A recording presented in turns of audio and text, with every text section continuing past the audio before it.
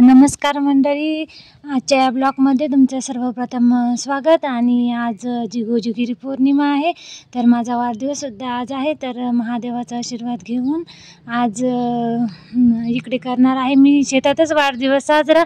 आणि माझी जन्मतारीख आहे 6/10/87, परंतु आजच माझा वाढदिवससुद्धा आला आहे, कारण सोयाबीन सोंगायला थोडा उशीर झाल्यामुळे. तर आज आमच्या शेतात जी मंडळी आली होती MP वरून, मध्य प्रदेशमधून सोयाबीन सोंगण्यासाठी, तर त्यांच्यासोबतच केला मी बघा आज वाढदिवस साजरा. आणि खरोखरच हा जो वाढदिवस आहे तर शेतात साजरा करण्याचा माझा एक वेगळा हेतू होता, कारण आज जी मंडळी आज आपल्याकडे इकडे आली आहे, तर त्यांच्यासोबतसुद्धा आपण काही ना काहीतरी इकडे त्यांना मिठाई वाटल्या गेली पाहिजे, हा माझा उद्देश होता वाढदिवसानिमित्त. म्हणून केला मी आज माझा वाढदिवस शेतात साजरा.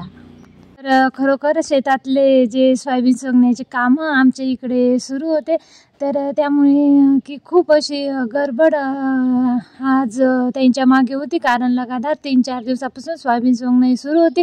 आणि सकाळी त्यांना पाणी वगैरे नेऊन देणं, काही ते फट्टे वगैरे असतील, तर असे भरपूरच कामंसुद्धा इकडे आपल्याला करावं लागतात, कारण मजूर शेतात असल्यामुळे की इथून या ठिकाणी माणसाला हलल्या जात नाही.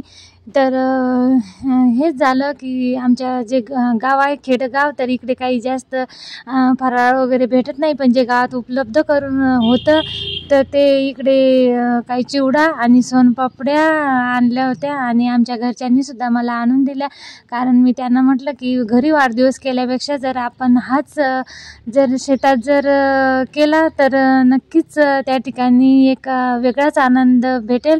आणि जे मजूर आहे तर त्यांनासुद्धा काहीतरी या ठिकाणी फराळाचं आपल्याला दिलं जाईल. तर लगेच याच्यात मला ते नक्कीच साथ देत असतात, आणि त्यांनी इकडे मला फराळाचं सुद्धा आणून दिलं. आणि 20 ते 22 लोक आमच्या शेतामध्ये होते. तर इकडे सुरू आहे माझं फराळाचं वाटणं. आणि थोडक्यातच जो वाढदिवससुद्धा साजरा केला, तर खूप आनंद याच्यात मला वाटत होता, कारण जे मजूरवर असतं तर बघा इतक्या लांबून हे लोक इकडे आपल्या इकडे येत असतात, कारण त्यांची एक मजबुरी असते. आणि खरोखरच शेतकऱ्यांचं आणि मजुरांचं जे प्रेम असतं ते वेगळंच असतं. आणि तोच अनुभव मला खूप इकडे येत असतो, कारण माझं जे लग्न झाल्यापासून 16-17 वर्ष झाले. तर कसं आमच्या घरचे शेतकरी असल्यामुळे माझा खूप संपर्क हा मजुरांसोबत असतो. आणि मी नक्कीच आपलं सुख दुःख जे असतं हे यांच्यासोबत नक्की शेअर करत असते. परंतु आज जे आमचं गावातील मजूर आहे त्यांच्याशी कसं संपर्क आपला जास्त असतो. आणि हे मजूर 4 दिवसापासून इकडे आपल्याकडे आला आहे, परंतु त्यांच्यासोबतसुद्धा मी माझा आनंद इकडे साजरा केला. आणि माझा वाढदिवस हा शेतातच मी सेलिब्रेशन केला आहे. तर बघा जी मिठाई आणली होती तर ती इकडे माझी सुरू आहे. म्हटलं आता वाटप करून द्या. आणि नंतर ते त्यांचं कामसुद्धा, कारण ते सोयाबीनच सोंगत होते, परंतु आमच्या घरच्यांनी आवाज दिला बरोबर ते इकडे आले. आणि असं सुरू आहे इकडे जो वाढदिवस माझा साजरा करणं. तर आमच्या घरच्यांनी काल यांना सहज म्हटलं होतं की उद्या बघा तुमच्या मालकींचा वाढदिवस आहे आणि उद्या काही ती शेतात येणार नाही, त्यामुळे तुम्ही उद्या खूप छान प्रकारे असं काम करा, डगळे वगैरे गंजा काही मागे ठेवू नका. आणि तिला ठेवणार आहे मी घरी. आता 4 दिवसापासून यांची माझी थोडीफार ओळख झाली होती, तेव्हा ते म्हणाले नाही दीदी तुम ही कल खेत आ जाना, कल हम तुम्हारा बर्थडे यही मनाएंगे. तर एवढंच लक्षात घेऊन काल जे यांनी म्हटलं होतं, त्यामुळे म्हटलं आता माझा वाढदिवस जो आहे ते शेतातच आपण साजरा करू. आणि खरोखर ती साथ मला आमच्या घरच्यांनी सुद्धा दिली आणि केला वाढदिवस शेतातच साजरा.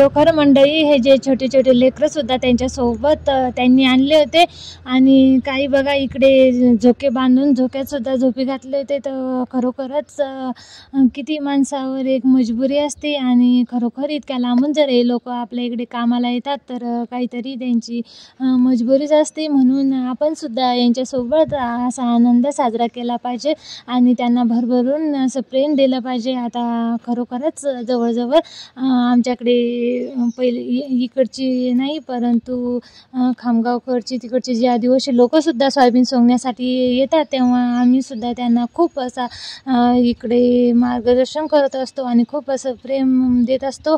आणि कसं असतं की आपलीसुद्धा खूप अशी गरज असते, मजुरांशिवाय आपले हे कामंसुद्धा होत नाही. कारण सोयाबीन सोंगणं खूप असा एक हंगाम असतो की 8 दिवसाचा. तर तो जो आहे तर आपल्याला असं मजूर जर नाही सापडलं तर खूप इकडं परेशानी शेतकऱ्यांची होत असते. आणि शेतकऱ्यांसोबतसुद्धा यांचं कसं की आपला जो आर्थिक मदत कामाच्या माध्यमातून का होते शेतकऱ्याकडून होत असते. तर असं खूप वेगळं एक ज्याला आपण प्रेम म्हणतो ते मजुरांचा आणि शेतकऱ्यांचा असतं. तर असाच खूप अनुभव मला येत असतो. म्हणून यांच्यासोबत कसं की आता 4 दिवसापासून खूप अशी चांगली ओळखसुद्धा झाली होती आणि भरभरून असं इकडे प्रेम मजुरांचं आपल्याला भेटत असताना आपण सुद्धा त्यांना दिलं पाहिजे. आणि खूप असे कामंसुद्धा करावं लागतात. तर बघा हे सोयाबीन सोंगणं काही सोपं नाही, खूप अवघड असं काम आहे. आणि जे हे मजूर वर्ग करत असतं तर बघा ही छोटे छोटे मुलंसुद्धा किती. तर या छोट्या छोट्या मुलांना पण कशी कामाची इकडे उत्सुकता. आणि असाच मी हा जो छोटासा ब्लॉग आज तुमच्यासाठी घेऊन आले आहे. तर कसा वाटला नक्कीच कमेंटमध्ये सांगा. प्लीज चॅनलला लाईक शेअर सबस्क्राईब करायला विसरू नका. धन्यवाद.